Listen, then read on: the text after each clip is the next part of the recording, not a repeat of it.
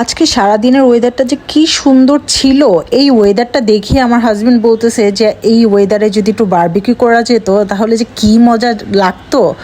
আমি সঙ্গে সঙ্গে কিছুদিন আগে আর কি মাংস ম্যারিনেশন করে রাখছিলাম, সেটা সঙ্গে সঙ্গে নামিয়ে আমি সেটা ভেজা দিয়েছি এবং সব কিছু রেডি করে আমার হাজব্যান্ডকে ডাক দিয়ে তাকে পুরাই সারপ্রাইজ করে দিলাম যে দেখে যাও, আমি তোমার জন্য সব কিছু রেডি রাখছি, আসো আমরা দুইজন এখন বারবিকিউ সব কিছু মানে রেডি করতেছি।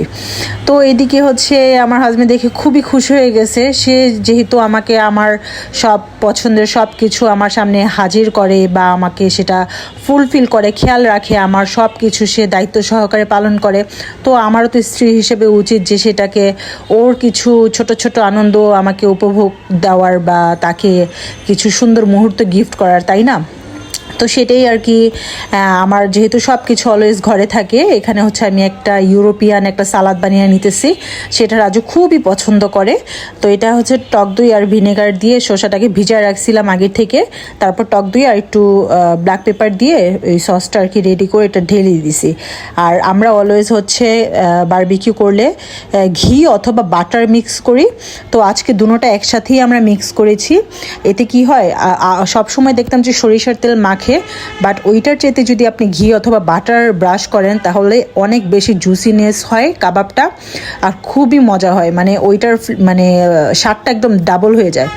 আমি বারবিকিউর চুলার নিচে হচ্ছে আমার চুলার উপরে সেই করতেছিলাম, রুটি ভাজতেছিলাম, মানে বুদ্ধি কি আমার দেখছেন, মাশাল্লাহ।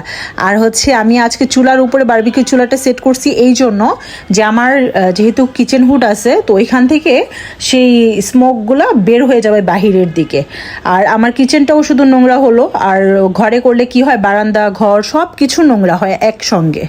তাই আমি আর কি ওই রিস্কটা নিই, যেহেতু অল্পই ছিল, তাই আমরা আর কি কিচেনের মধ্যেই নোংরা করছি, আর এই জায়গাটাই শুধু আমরা ক্লিন করে ফেলবো পরে। তো এখানে গরম গরম কাবাবগুলো হয়ে গেছে, আর আমি যদি কাবাব হওয়ার পর রুটিটা ভাজতাম তাহলে রুটি ঠান্ডা হয়ে যেত, তাই আমি চুলার নিচে টেকনিক করে রুটিটাও ভেজে নিছি। এখন আমরা ঘরে যেয়ে ঠান্ডার মধ্যে খুব মজা আর এনজয় করে আমরা খাবো। Thanks for watching.